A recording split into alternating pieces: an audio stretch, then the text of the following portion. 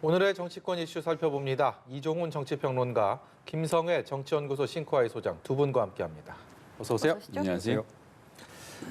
오늘 오전에 윤석열 대통령이 취임 이후 처음으로 국회를 찾아서 시정연설을 했습니다. 정부와 국회 초당적인 협력을 강조했는데요. 직접 보시겠습니다. 민생 안정이 그 어느 때보다 시급하다는 점을 고려하여 추경이 이른 시일 내에 확정될 수 있도록 국회의 협조를 간곡히 부탁드립니다. 저는 인도적 지원에 대해서는 남북 관계의 정치, 군사적 고려 없이 언제든 열어놓겠다는 뜻을 여러 차례 밝혀왔습니다. 북한 당국이 호응한다면 코로나 백신을 포함한 의약품, 의료기구, 보건 인력 등 필요한 지원을 아끼지 않겠습니다. 네, 오늘 시정연설에서 한 얘기들 하나하나 좀 짚어볼 텐데 먼저 시정연설의 본 목적이라 할 수 있는 추경과 관련해서 민생이 시급하다라는 얘기를 강조를 했고요. 경제 그리고 위기라는 표현들을 가장 많이 했다라고 알려져 있습니다. 오늘 시정연설 어떻게 보셨습니까? 네.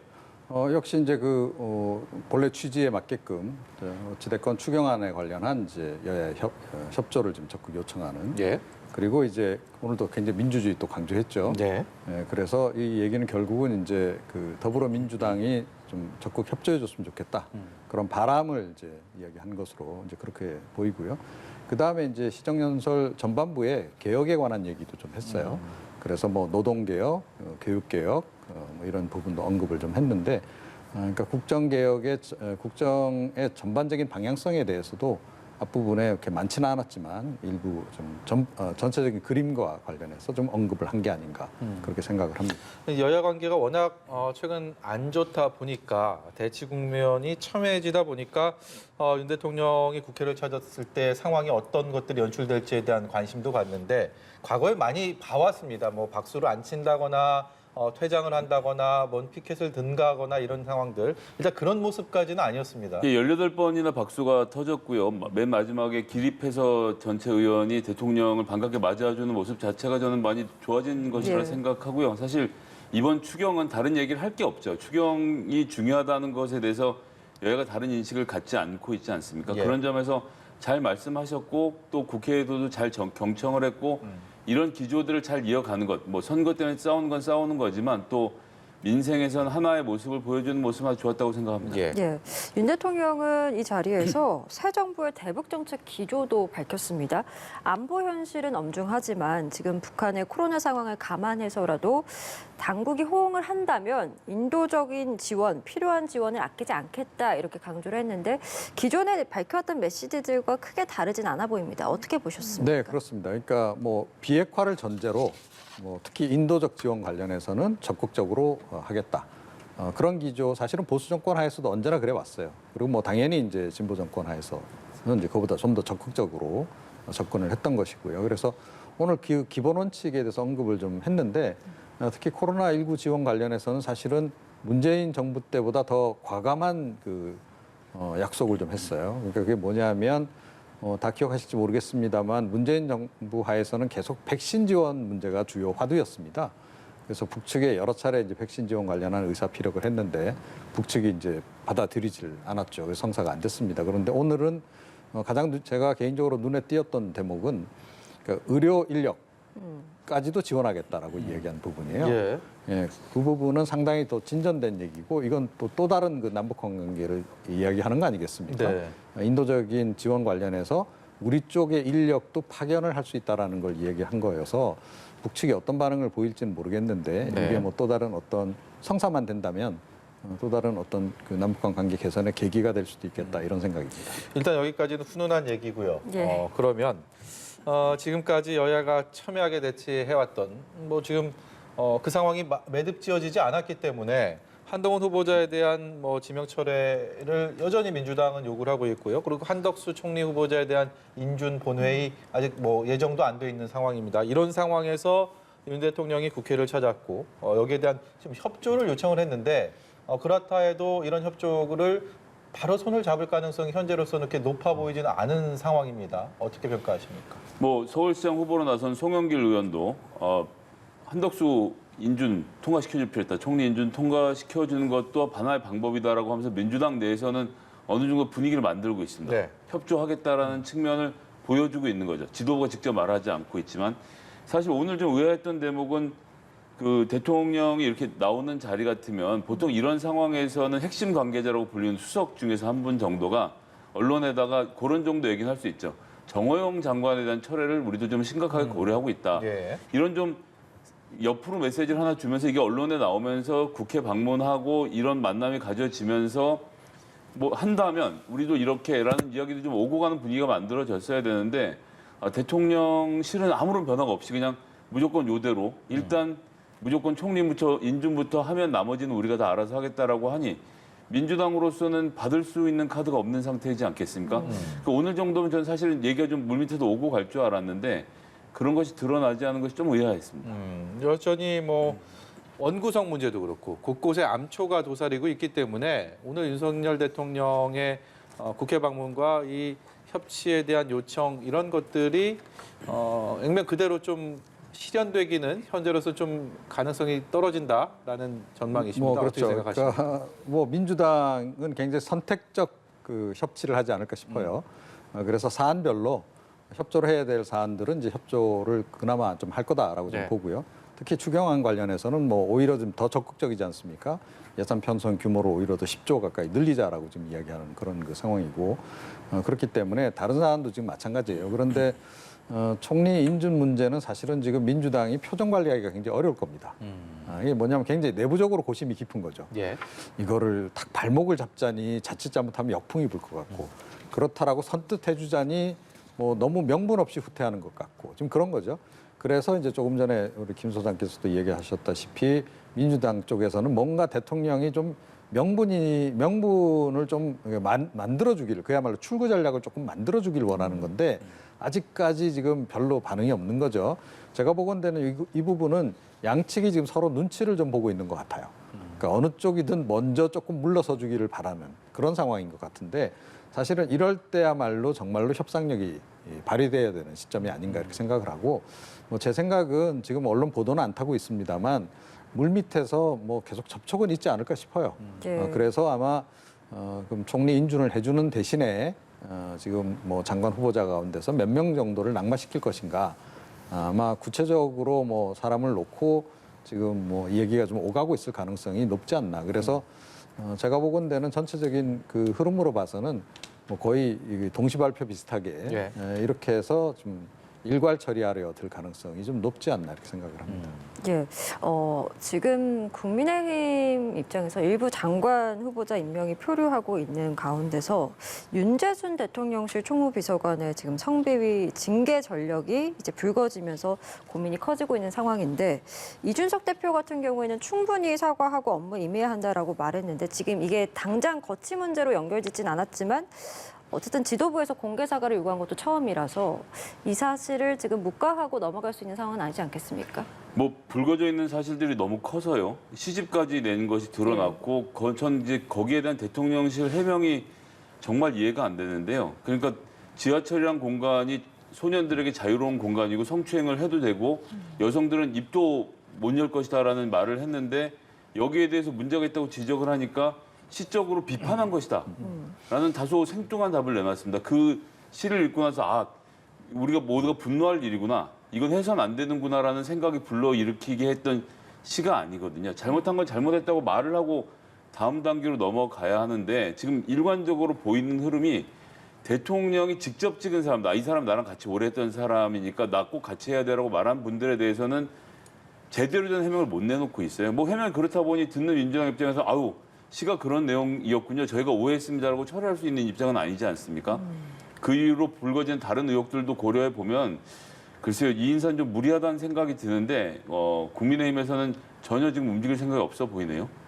지방선거를 앞두고 국민의힘에서 이 문제를 어떻게 처리할 것인가 관심이 높아지고 있는데요. 네, 그러니까 국민의힘에서는 대통령이 좀 정리를 해줬으면 하고 이렇게 바랄 겁니다. 예. 그런데 이제 대통령이 또 완고히 또 이 사람을 내보낼 수 없다라고 했을 경우에는 그때는 좀 상황이 좀 애매해지는 거죠. 서로 피차 이야기가 좀 꺼내기가 좀 힘든 그런 상황인데 당 쪽에서는 뭐 이 인물이 뭐 유력 정치인도 아니고 그야말로 장관 뭐 후보자도 아니고 하기 때문에 그렇게 큰 사안으로 보는 것 같지는 않아요. 그래서 뭐 그냥 잠시 이 정도 뭐 논란되다가 그냥 넘어갈 문제 정도로 좀 인식을 하는 것 같습니다. 그래서 그냥 본인이 직접 좀 사과를 좀 적극적으로 국민들에게 하는 선에서 정리를 하고 좀 넘어가자. 이렇게 아마 이준석 대표가 뭐 그 윤석열 대통령에게도 좀 의견을 전달한 게 아닌가 이런 생각이 좀 들어요. 보도 나오는 기조로 봐서는. 그런데 과연 이거를 그렇게 사소한 사안으로 좀 넘길 문제인가 하는 거죠. 그건데 물론 이제 청와대 참모진이 다 완벽할 수는 없습니다. 그러니까 이 대통령실의 참모진이 다 완벽할 수도 없고 뭐 우리가 봤다시피 뭐 장관 후보자들도 다 완벽하다고 이제 볼 수 없는 거기 때문에 어느 정도 흠결은 이제 뭐 있어도 국민들이 양해는 해준다는 거죠. 그런데 그 사안의 위중성은 역시 이제 좀 봐야 된다라는 거예요. 그런데 이분 같은 경우에는 지금 검찰 내외부에서 뭐 지금 제보가 굉장히 잇따르고 있다 그럽니다. 근데 예. 굉장히 상습적이었다 그래요. 이런 그 좀 성희롱성 발언이라든가 그렇다라고 한다면 이분은 윤 대통령이 굉장히 아껴서 가까이 두면 둘수록 향후에 또 어떤 문제를 유발할지 모르는 그런 상황이 아닌가 싶어요. 예. 뭐 그런 뭐 본인의 어떤 인식이라든가 또 본인의 어떤 그런 습관이라든가 이런 게 하루아침에 잘 안 고쳐지는 거 아니겠습니까? 그래서 지금 향후에 또 다른 문제를 유발할 가능성이 높다라고 본다면 제 생각은 이쯤에서 좀 정리를 하시는 게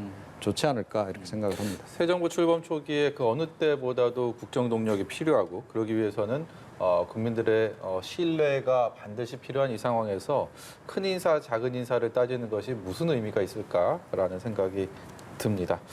다른 얘기 좀 해볼 텐데요. 윤석열 대통령이 내일 모레죠. 광주 5.18 민주화운동 기념식 여기에 참석하는 것은 뭐 그렇게 이례적인 일은 아닙니다만 소속 뭐 관련해서 대통령실의 수석 비서관들 그리고 국민의힘 의원들의 이 기념식 참석을 직접 얘기를 했다. 이 부분은 조금 기존에 봤던 상황들은 아닌 것 같습니다. 그러니까 저는 한편으로 안도의 한숨을 내쉬었습니다. 이제는 국민의힘이 더 이상 광주나 호남 이런 문제를 가지고 다른 소리는 못하는 정당이 됐구나. 대통령께서 그런 말씀해 주신 것에 대해서 대단히 환영하는 입장이고요. 실제로 가서 보면 또 다른 생각을 가지게 되지 않습니까? 예. 이게 또 국가에서 기념하고 있는 행사인 만큼 같이 참여하시는 거 아주 좋다고 생각하고요. 이번 기회에 광주에서 민주당, 국민의힘 할 것 없이 하나로 좀 뭉쳐지는 모습을 보여주는 건 되게 좋다고 생각하는데 일부 언론에서 대통령이 국민의힘과 함께 참석이라는 헤드라인을 달아서 기사를 실던데 예. 근데 대통령님은 이제 여야를 떠나서 전체 국민과 함께 하시는 거니까요. 예. 예. 그래서 좀 그런 식으로 표현하는 것은 좀 이상하지만 그 외에는 전 굉장히 잘된 일이라고 생각하고 드디어 이제 서울에서 처음으로 대통령이 나온 것 아닙니까?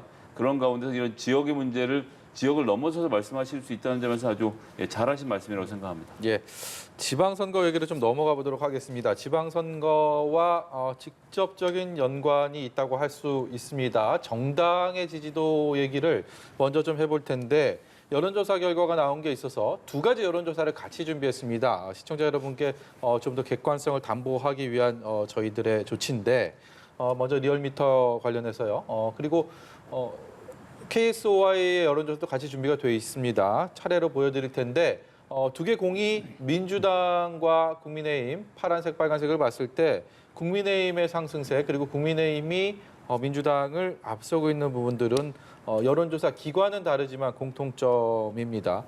국민의힘은 윤석열 대통령 취임 컨벤션 효과가 분명히 좀 작용을 한 것 같고 민주당은 최근에 좋은 일이 별로 없었습니다. 성비 사건 악재도 있었고요.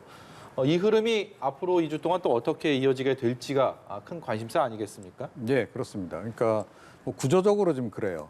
그러니까 이번 지방선거 같은 경우에 뭐 워낙 이제 대선하고 딱 달라붙어서 치러지는 데다가 새 정부 들어서고 곧바로 또 치러진단 말이에요. 그렇게 되면 역시 이제 새 대통령의 임기 초반 국정수행 지지율이 굉장히 밀접한 영향을 미칠 수밖에 없다. 어찌됐건 일정 부분 이제 컨벤션 효과는 좀 있는 것이고요.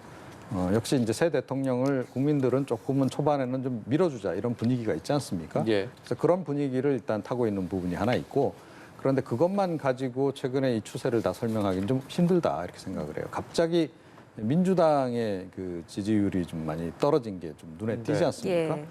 그 결정적인 계기는 역시 그 검수완박 입법의 강행.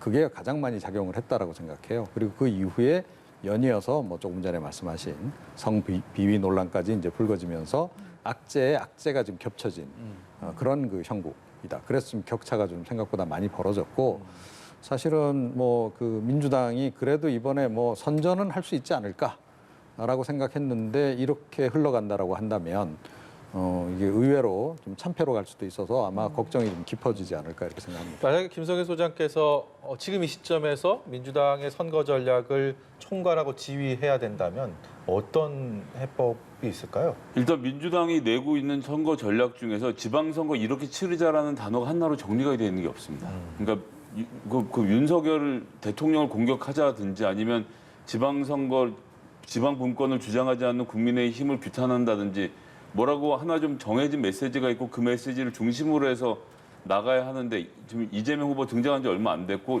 이런 메시지가 비대위에서 정리가 안 되고 있는 게 가장 큰 문제라고 생각합니다. 각각의 후보는 본인의 장점을 가지고 좀 고군분투하고 있는데 이게 전체적으로 모여지지 않는 그림이 전 있다라고 생각해서요. 지금 보시면 중앙일보가 한국갤럽이랑 했던 여론조사에서도 네. 국민들이 얼마나 냉정하게 보고 있냐면 내각 구성 잘했냐 47, 잘못했다가 41로 차이가 크지 않습니다. 그러니까 민주당에 대해서 약간 그런 마음은 있지만 그렇다고 해서 윤석열 대통령의 모든 것을 몰아주겠다는 생각을 하고 있지 않은 상태이거든요.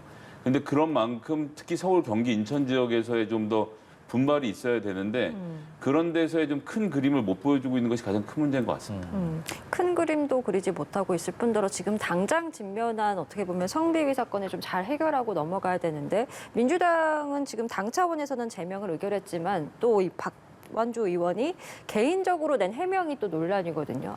자기는 아직 아니다 강력히 부인을 하고 있는 상황인데 이에 대해서도 좀 하실 말씀이 있으실까요? 일단 비대위가 제명을 의결했고요. 의원총회를 소집해서 의원총회에서도 제명을 의결했습니다. 그러니까 당으로서는 할 일을 다 한 것이고 박원준 의원이야 뭐 아무래도 개인적으로는 앞으로 있을 민사 형사 소송까지 대비해서 말을 해야 되는 입장에서 말을 아낄 수밖에 없었겠죠. 뭐 그런 사정은 감안하지만 당의 입장에서는 사실이 드러난 이후에 즉각적인 조치를 취했다는 점에서 기존의 대응과는 다르기 때문에 네. 뭐 부끄럽긴 합니다만 그런 점도 같이 평가를 해주십사 하고 민주당은 국민들께 말씀드리고 있는 게 아닌가 생각합니다. 예. 이어서 저희 눈에 띄는 후보들 위주로 좀 더 보면 이재명 개항을 보궐선거 후보 이야기를 해보겠습니다. 원래는 여당 견제라는 프레임을 내세웠다면 이제는 이재명 살리기다라는 선거 프레임으로 좀 바꾼 것 같습니다. 지방선거에서 이겨야 이재명이 살 수 있다라는 전략, 일명 읍소 전략인데 이 전략은 좀 어떻게 보십니까? 그렇게까지 지금 소구력을 지금 발휘를 못하는 것 같아요. 네. 그리고 실제로 지금 제가 보건대는 인천 계양에서 이재명 고문이 출마한 것이 인천 전체 선거에도 오히려 플러스가 안 되고 있다는 겁니다. 예를 들어서 뭐 이재명 고문이 그쪽에 출마를 했다라고 한다면 인천시장 판세 선거 판세도 확 뒤집혀서 민주당이 압도적으로 유리 뭐 이렇게 가야 되는데 지금 그렇지가 않아요. 흐름을 보면. 그리고 적잖은 반감도 지금 작용한다는 얘기가 좀 흘러나오고 있거든요. 그러니까 이제 이재명 고문으로서는 어떻게 보면 본인의 텃밭을 좀 살짝 비껴서 지금 이번에 출마한 거 아니겠어요? 경기 지역을 피해서 이제 이쪽으로 인천 지역으로 온 건데 그것을 좀 보는 부정적인 시각도 지금 적지 않게 지금 작동을 하고 있다. 그래서 원래 이제 민주당 생각은 뭐 어찌됐건 윤석열 정부 초기에 뭐 국정수행 지지율 좀 높아질 거라고 보고 그거를 상쇄시킬 수 있는 변수는 이재명 고문의 출마다. 그렇게 해서 이걸 충분히 제압 가능하다 이렇게 봤던 건데 단순히 이제 그 인천 계양을 선거뿐만 아니고 전체 선거 구도, 지방선거 구도를 그런 식으로 좀 약간 압도해 나갈 수 있을 거다라고 생각을 했는데 지금 흐름을 보면 별로 그렇지를 못해요.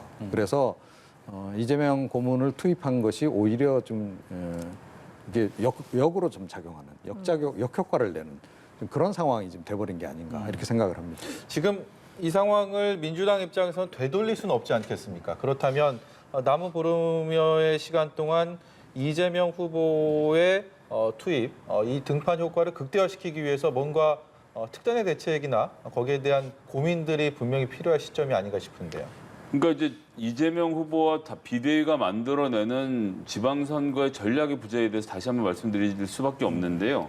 이재명 후보는 살리기다 이런 얘기를 하는데 사실 죽을 이유가 하나도 없다라고 민주당이 이야기를 해야 되는 상황입니다. 대장동도 그렇고 성남FC도 그렇고 박근혜 정부 시절에 다 이루어졌던 일이고 야당 자치단체장으로 있었던 일이고 그 당시에도 뭐 경찰 수사부터 시작해서 오만 탄압이 들어왔었는데 다 무혐의 처리가 됐던 일이거든요. 네. 그럼 그것에 대해서 문제가 없다는 것을 가장 잘하는 민주당이 읍소 전략으로 갈 이유가 전혀 없죠. 오히려 경기도에서 지난 20년 동안 민주당이 한 번도 못 이기다 이겼던 건 이재명이 하면 잘할 것 같은데 우리 동네가 좋아질 것 같은데라는 바람이었던 것이고 여전히 그것이 전 가장 큰 장점이라고 생각합니다. 그래서 본인의 장점을 잘 살려서 민주당이 지방자치단체장이 많이 될수록 왜 살림살이가 좋아지는지에 대해서 설명을 하는 편이 전 더 유리해질 거라고 봅니다. 예, 이 이재명 후보에 더해서 안철수 후보 그리고 김은혜 후보와 김동연 후보까지 정치권에 이름께나 있는 인물들이 경기도에 대거 집합하면서 이 경기지사 선거의 판세가 어떻게 흘러갈지에 대한 관심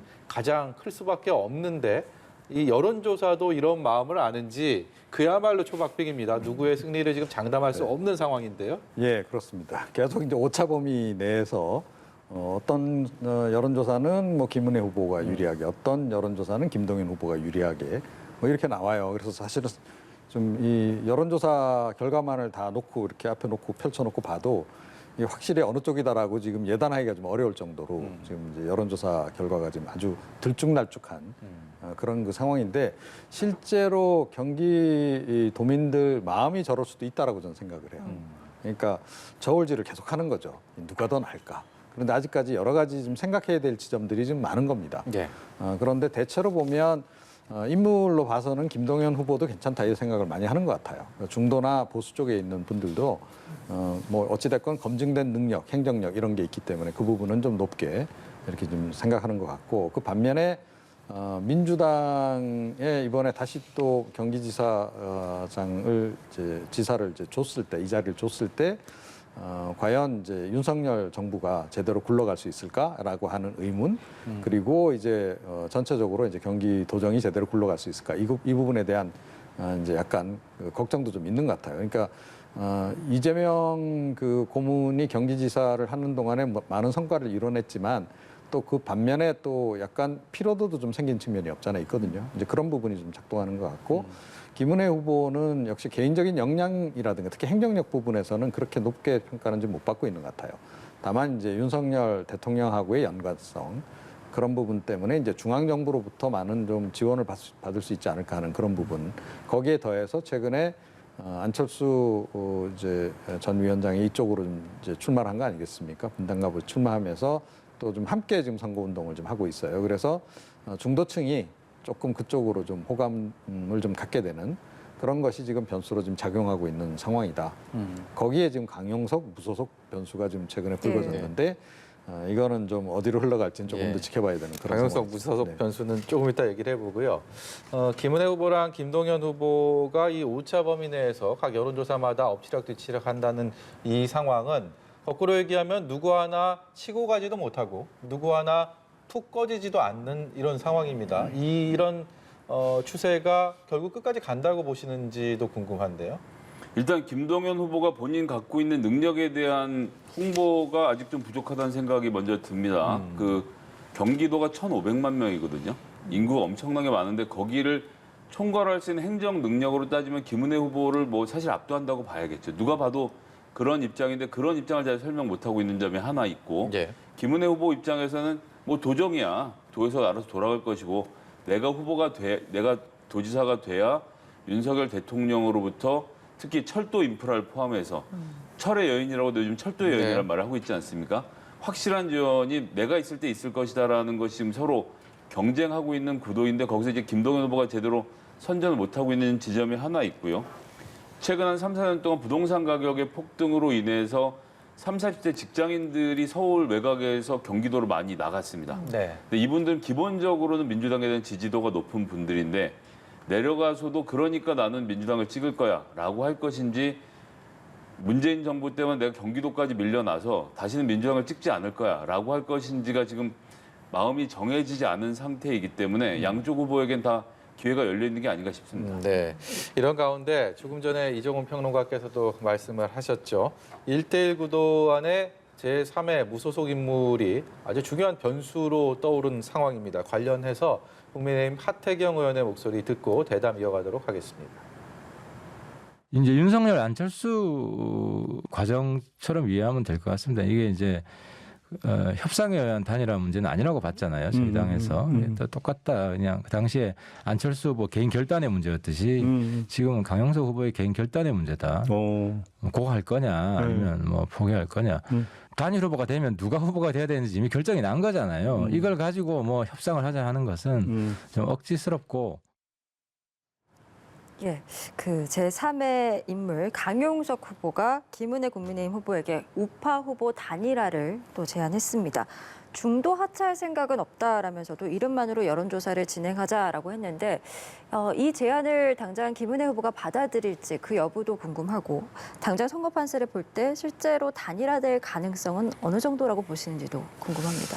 공식적인 단일화는 안 할 것 같아요. 그 얘기는 뒤집어서 이야기하면 비공식적 단일화를 한다 하더라도 그렇게 될 가능성이 높습니다. 이게 공식적으로 단일화를 뭐 조금 전에 이제 말한 그런 방식, 100% 국민 여론조사든 뭐 어떤 방식이든 간에 이렇게 이제 하게 되면 김은혜 후보 입장에서는 들어오는 표도 있지만 나가는 표도 만만치 않다는 거예요. 그러니까 강용석 후보를 지지하는 표심은 대체로 이제 우리가 흔히 이제 태극기 세력이라고 얘기하는 그러니까 보수 지지층 중에서도 약간 좀 이제 오른쪽으로 더 많이 가 계신 분들이라고 이제 봐야 됩니다. 그 층은 이제 확실히 들어오겠죠. 예. 그런데 문제는 이제 중도층 아니겠습니까? 그러니까 조금 전에 이제 우리가 여론조사도 봤습니다만 박빙이라고 전제할 때 결국은 중도 표심이 어디로 가느냐가 이 당락을 결정 지을 수밖에 없는 상황인데 그런데 강용석 후보랑 단일화를 하는 바람에 중도층이 떠나갔다 일부가 이렇게 될 수 있는 거예요. 근데 이게 오히려 들어오는 분들보다 나가는 분이 더 많을 수도 있는 겁니다. 예. 그 부분이 지금 굉장히 걱정이 되는 거죠. 이건 뭐 김은혜 후보뿐만 아니고 국민의힘 당 차원에서도 지금 굉장히 고심을 하고 있는 그런 이제 대목인 거죠. 그러면 이제 이 강용석 후보를 어떻게 처리할 거냐 하는 건데 강용석 후보가 그렇다고 해서 좀 많은 완주를 계속 얘기를 하고 있어요. 근데 뭐 그렇게 할 수밖에 없죠. 아직까지는. 중간에 그만두겠다 이런 말을 그렇죠. 없죠. 그럼 지지층이 다 떠나가기 때문에 말은 그렇게 하지만 본인은 사실은 내심 이제 단일화를 원하는 것이고 그렇다고 해서 완주를 해서 그 바람에 김은혜 후보가 떨어지는데 결정적 기여를 했다. 이렇게 또 이 결론이 나는 것도 원치 않아요. 그러면 본인은 지금 국민의힘에 복당해서 어떤 형태로든 정치를 계속하고 싶어 하는 건데 그 기회가 이제 완전히 차단돼 버리는 거거든요. 그래서 제가 보건대는 모종의 빅딜을 그 수면하에서 진행할 가능성이 높다. 예. 아마 그걸 좀 바라고 있지 않는가 이렇게 생각을 하고 그 빅딜의 대상은 뭐 이준석 대표라기보다는 약간 좀 우회해서 윤석열 대통령이나 윤석열 측근 대통령의 측근들 이른바 윤핵관 대통령이 직접 나설 수는 없겠죠. 예. 아무래도 정치 개입이 되니까 선거 개입이 되는 거고 그래서 윤핵관들 지금 정치권에 있는 윤핵관들에게 지금 모종의 지금 시그널을 좀 보내고 있을 가능성이 굉장히 높다. 그리고 실제로 그 차원에서 그 단위에서 합의가 이루어질 가능성이 없잖아 있다. 그렇게 되면 형식은 자진 사퇴 형식을 취할 가능성이 높지 않나 이렇게 생각합니다. 큰 변수가 될 거라고 생각하십니까? 김은혜 후보 지금 마라톤으로 치면 전환점을 돌고 있는데 목이 굉장히 마른데 눈앞에 간장이 한 사발이 있는 겁니다. 이걸 마실까 말까. 예. 당장 목이 마르니까 간장 마시고 싶죠. 근데 옆에서 얘기할 겁니다. 간장 마시면 완주 못합니다. 그런데 목은 마르죠.